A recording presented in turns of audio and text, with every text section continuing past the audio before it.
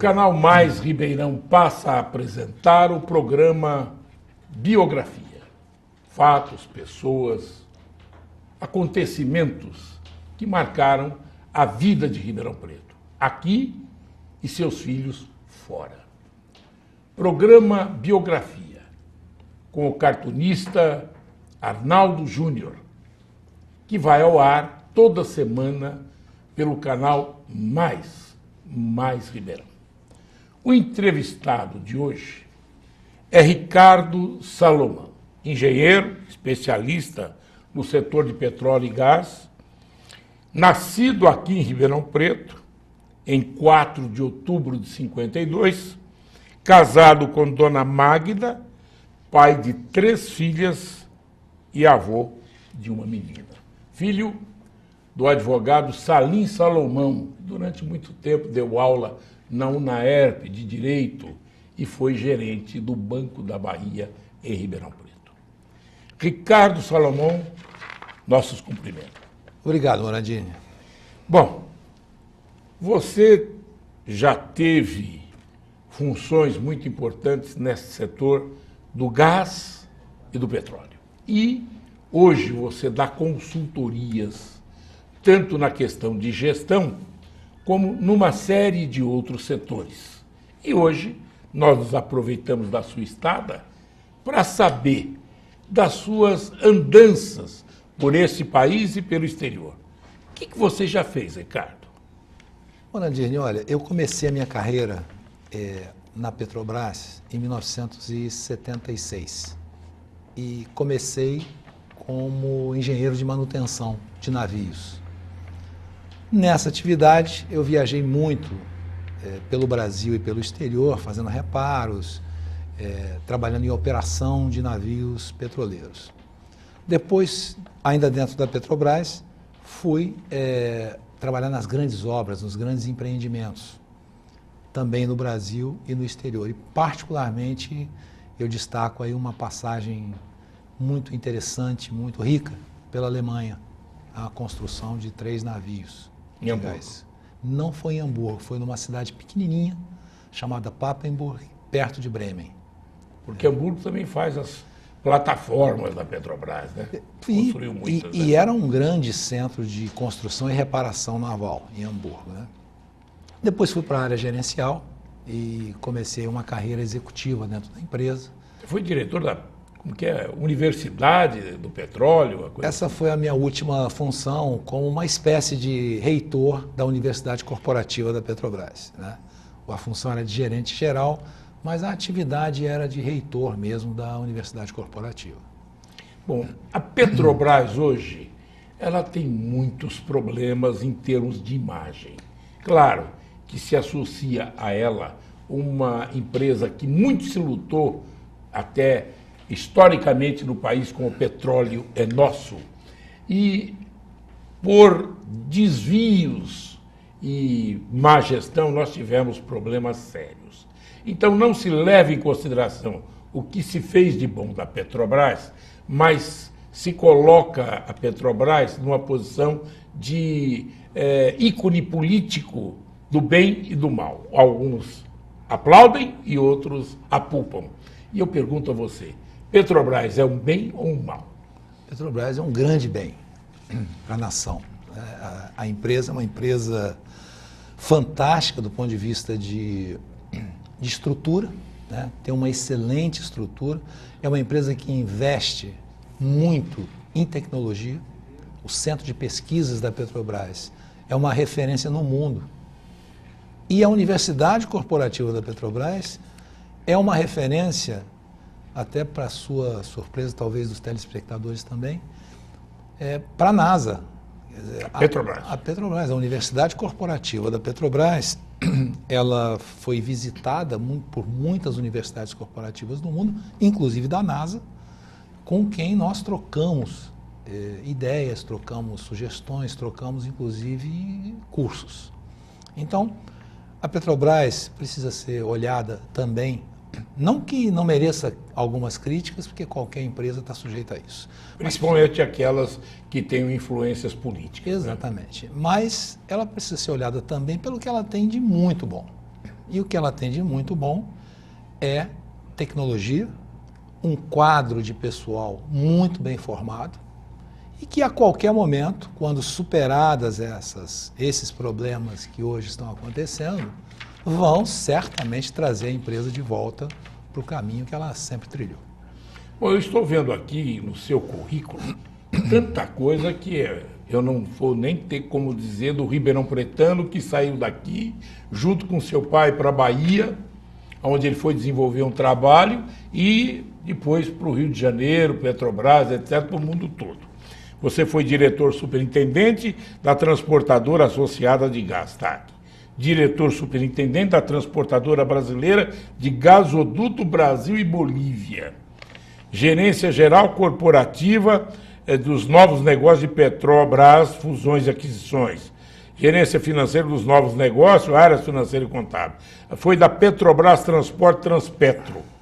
E olha, tanta coisa, engenheiro de manutenção Petrobras Fronap e também coordenação de arbitragens. Hoje você está nesse ramo, participação como coordenador de arbitragens nacionais e internacionais pela Petrobras, professor da disciplina Perícias em Arbitragem no curso de arbitragem da UAB do Rio de Janeiro, além de advogado e empresário, não é isso? Faltou uma coisa importante, torcedor do comercial. Aqui de Ribeirão Preto. Aqui de Ribeirão Preto. Aliás, o seu tio era quem fazia muitas negociações com atletas do Rio de Janeiro para Ribeirão Preto para o comercial. Agora me explica uma coisa, Ricardo. A Petrobras falou muito em pré-sal. É verdade isso ou é só blá, blá, blá pré-eleitoral? Não, o pré-sal é uma realidade. O pré-sal é uma riqueza, uma grande riqueza que o país tem. A riqueza é do país. A Petrobras é um dos veículos de exploração do pré-sal. Mas uma coisa importante, Morandini, é que o petróleo, seja ele pré-sal, seja pós-sal, seja em terra, ele por si só não é uma riqueza. Ele é uma riqueza em potencial. Então, ele precisa ser extraído. E para ser extraído, são necessárias algumas condições. Investimentos para extração, capacitação, desenvolvimento tecnológico e um pacto social para que a sociedade entenda que a atividade envolve riscos. Então, a sociedade precisa ter consciência de que vai ter os benefícios do petróleo, vai ter os riscos da exploração e da produção do petróleo. O volume do pré-sal é um volume que, se comprovado, o que se espera, vai levar o Brasil mais ou menos para a 7ª, 6ª posição no mundo em termos de reservas, mas isso ainda não está comprovado. E hoje o Brasil é, em reservas, o 12º, 13º. Mas veja, falou-se muito de que o Brasil era já autossuficiente na questão petróleo, e vez por outra você vê a informação de que nós importamos petróleo. Você foi da Transpetro, sabe quanto que se trouxe e que se levou para fora, não é isso? O Brasil realmente está importando derivados porque o consumo subiu muito. Nós tivemos aí um grande estímulo à compra de veículos, aliás, estímulo a bens de consumo de uma maneira geral, mas a compra de veículos. E compra de veículos consome gasolina. Então, o consumo de gasolina subiu muito. A outra coisa importante é que o nosso modal principal de transporte é o rodoviário, ou seja, consumo de diesel. Então, subindo o consumo de diesel, subindo o consumo de gasolina, a nossa autossuficiência, que chegou a ser atingida em um dado momento, deixou de ser. Então, e por que não se faz uma política do álcool que é totalmente dissociada dessa política do óleo, da gasolina, do gás, etc., para se poder conjugar? Porque faz uma política totalmente até discrepante e concorrente. Vamos dizer, vou falar de álcool e de biodiesel. Sim, o biodiesel ainda é incipiente. Né? Muito pouco, né? A gente produz hoje aí 50 mil barris equivalentes. Para você ter uma ideia, a nossa produção diária é de 2.600.000 barris de petróleo. Então, o biodiesel poderia ser mais incentivado, mas o biodiesel tem alguns problemas estruturais que eu acho que são muito complexos para trocar aqui. No caso do álcool, nós temos dois problemas graves. O primeiro deles é que, devido a duas crises de desabastecimento que nós tivemos no passado, Desacreditado ficou. ficou muito desacreditado. É possível recuperar? Claro que é possível, né? Mas é preciso fazer um trabalho de recuperação da credibilidade do álcool como combustível, inclusive para exportação. Tá? E assim, o segundo problema é preço. O preço do álcool hoje está atrelado A gasolina. Então, a gasolina está com preço represado por uma política econômica que está sendo praticada e, com isso, represa o álcool. E sem o estímulo do preço, também o produtor não se interessa em recuperar a sua própria credibilidade. Nós estamos entrevistando o Dr. Ricardo Salomão, engenheiro, especialista no setor de petróleo e gás e filho do meu amigo Salim Salomão. Daqui a pouco eu volto para lhe perguntar. A Petrobras diz que está endividada, quase quebrada, segundo se propala nessa época pré-eleitoral. E eu pergunto, ela é maior do que o buraco? Daqui a pouco, depois do intervalo, nesse momento que o Arnaldo Júnior está captando com seus traços esta entrevista no seu cartoon. Depois do intervalo eu volto.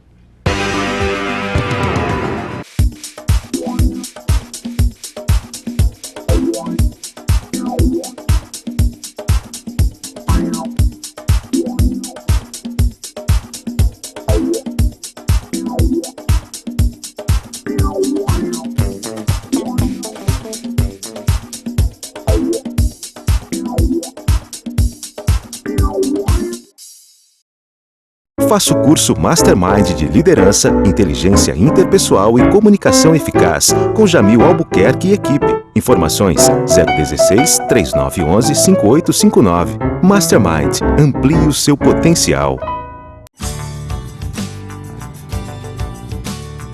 Na infância, começamos a cultivar as amizades, aprendemos valores importantes, iniciamos o desenvolvimento de nossas habilidades e comemoramos as primeiras conquistas. Princípios que são a base de um ensino focado na qualidade e que visam grandes conquistas. Esta é a filosofia do Colégio Castelo. Priorizar o que é importante em cada etapa do desenvolvimento do aluno. Assim é possível adquirir conhecimento e valores que permitem a formação integral do ser humano e preparar o estudante para enfrentar o desafio do vestibular. Colégio Castelo, do berçário ao ensino médio. Praça São Leandro 56, no Jardim Paulista. Fone 3624-1827 ou 3627-7882.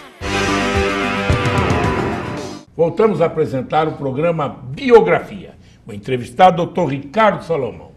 Dr. Ricardo, o senhor foi também da Transportadora Brasileira do Gasoduto Brasil-Bolívia. Nós estamos aqui fazendo paternalismo com os países do Mercosul, entregamos uma refinaria para o Evo Morales, praticamente de graça, só uma ameaçazinha, nós entregamos o abacaxi? Não, o contexto desse litígio Petrobras-Bolívia é um pouco mais amplo, um pouco mais antigo do que isso. Essa postura da Petrobras em não entrar em litígio com o governo boliviano por conta da refinaria levou em consideração o interesse maior, que é preservar o suprimento de gás. Preservar a fonte do gás. A fonte do gás. Que aumentou demais também o preço, né, ali? Aumentou o preço, mas ainda assim ele é viável economicamente quando comparado com outras fontes. E nós não temos outras fontes viáveis aqui?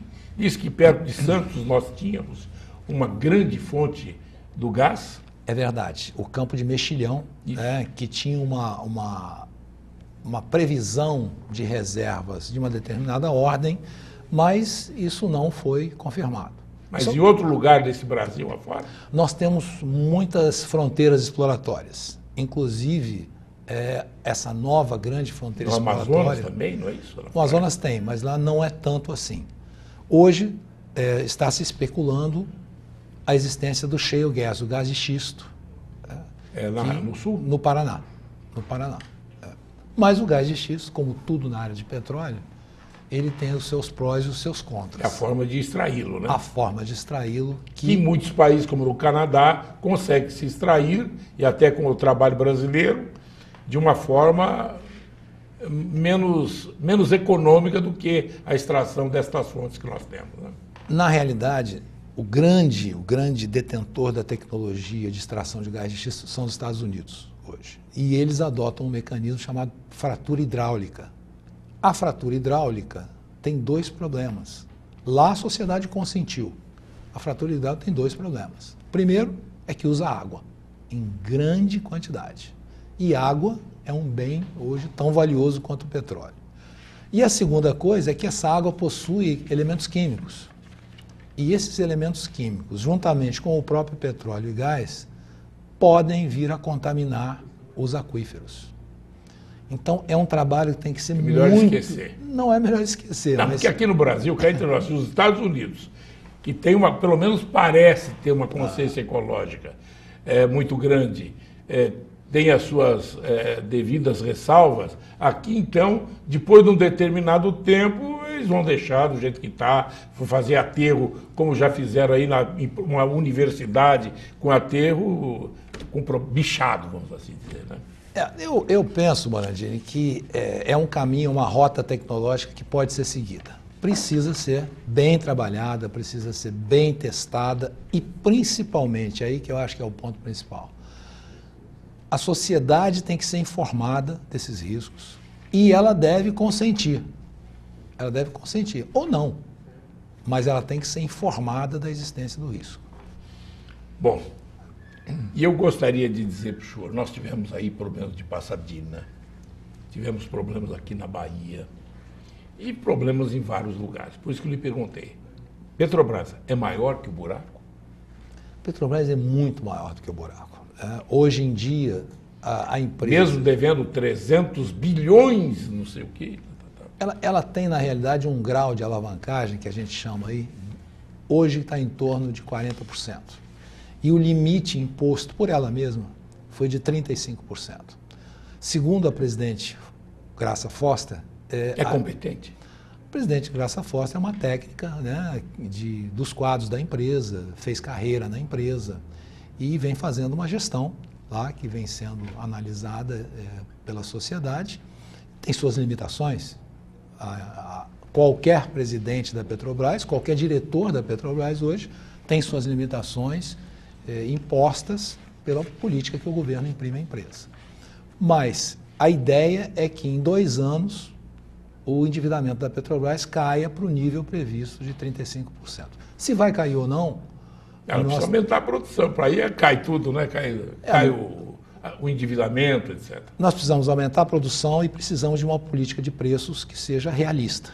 Nós estamos com essa política irrealista hoje? Estamos. Por questões políticas, etc. Tal? Por uma decisão, vamos dizer, de política governamental de ter os preços do petróleo abaixo dos preços que são praticados. Para segurar a inflação. Esse é o objetivo. Energia elétrica. Esse é o objetivo. Então, em algum momento, esses preços vão ter que ser realinhados, todos sabem disso, vão ter que ser realinhados, e o que se espera é que isso seja feito o mais rápido possível para conter a sangria da empresa. Doutor Ricardo, o senhor estudou aqui em Ribeirão Preto, no começo, por exemplo? Estudei, tive o grande prazer de ser aluno do Otoniel Mota. Também do Otoniel Mota? Também do Otoniel Mota. Até o...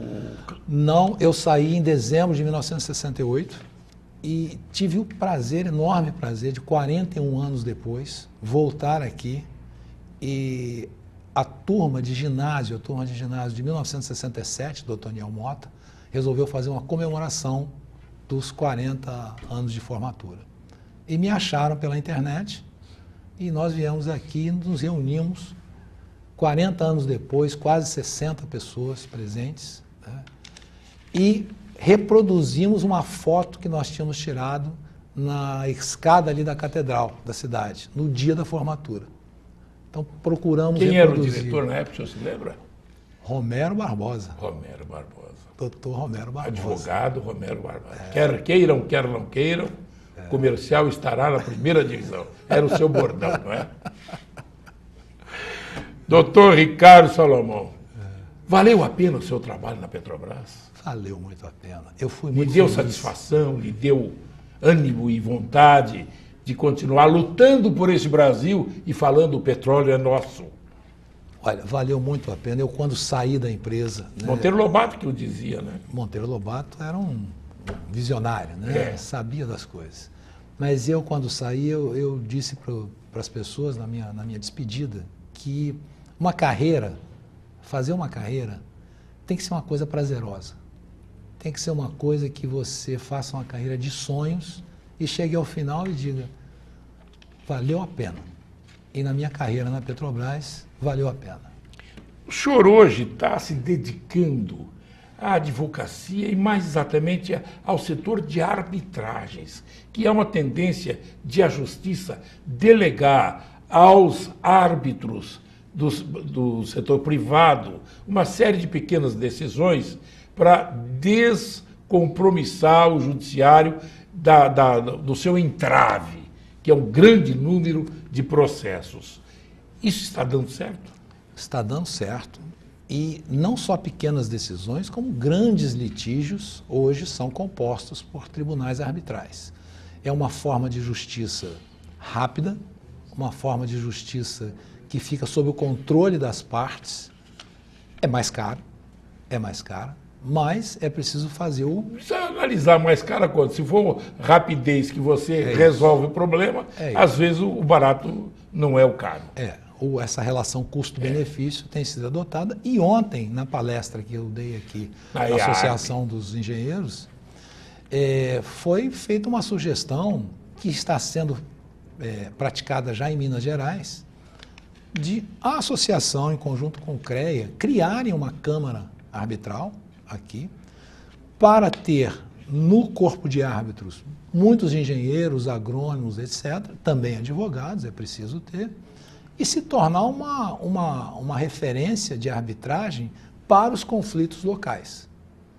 Então, todas as empresas que firmassem contratos... E direcionado para a categoria, né? Claro, claro. Então, você tem um conflito aqui na área de produção de etanol, por exemplo, você teria peritos e teria árbitros, dos 3 árbitros, pelo menos 2 engenheiros, ou um engenheiro e um agrônomo, e mais um advogado, que é necessário, porque sempre existem questões jurídicas. Então, nós teríamos uma nova atividade sendo realizada aqui em Ribeirão Preto para os litígios da região. O seu irmão, Luiz Felipe Salomão, é ministro do Superior Tribunal de Justiça. Lançou um livro há pouco tempo. E eu pergunto, o senhor também está lançando um livro agora, é isso? Não. O livro é o dele. É o dele? É o dele. O livro é o dele. Ele tem um livro, está fazendo o lançamento da 2ª edição, sim. Né, Direito Privado. Eu trabalho muito mais com artigos, escrevo muito artigos na parte de gestão. Seu pai escreve, inclusive, no Globo, né? Ele escreve no Extra, no Jornal Extra. Já escreveu ali no Globo, hoje ele escreve no Extra. Perfeito. E eu gostaria que você me dissesse como é que viu a cidade? Depois de quanto tempo fora, por esse mundo afora, agora, Ribeirão Preto. Morandini, eu quando cheguei aqui, depois de muitos anos, mais de 30 anos, eu não reconhecia a cidade. Tá? Ribeirão Preto, quando eu saí daqui, em dezembro de 68, era uma cidade pequena, uma cidade bastante pequena, bastante limitada. E hoje ela é uma metrópole. A gente pode dizer que é uma metrópole. Ela cresceu para todos os lados, se tornou referência em várias áreas, em termos de universidades, por exemplo, se tornou o grande polo industrial do etanol e pode crescer muito mais nisso ainda. Então, eu fiquei muito feliz de ver a cidade como ela está. Claro que, como uma cidade grande, ela também adquire os problemas das cidades grandes. Mas, com boas políticas de segurança, com boas políticas de saúde, ela pode superar esses problemas como outras capitais já superaram, outras grandes metrópoles. Doutor Ricardo Salomão, muito obrigado. Prazer em entrevistá-lo. Conheci a sua família, o seu pai, conheço a família que reside em Ribeirão Preto e é exultante com o seu sucesso e de toda a sua família. Eu, inclusive, Agradeço a sua estada aqui, me coloco à sua disposição, porque a sua vida e principalmente o seu trabalho daria mais que um programa. Mas tentamos simplificar, sintetizar em um só. Muito obrigado, Moradia. Obrigado a você. Obrigado a você, telespectador. Os desenhos foram do Arnaldo Júnior. E o programa Biografia retorna na próxima semana.